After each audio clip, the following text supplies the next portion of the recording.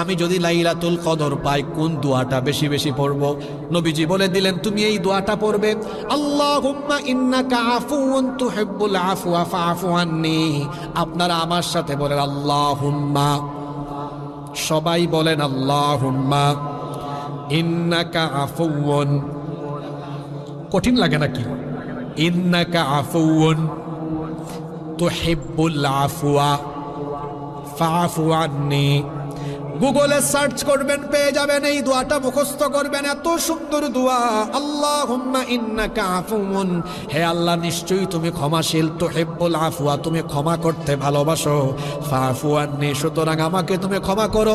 রাসূল বলেছেন লাইলাতুল কদর যদি কেউ পায় আর কদরের রাতে যদি সে দোয়া করে, তার দোয়া যিনি ফিরায়া দেন না তিনি কে?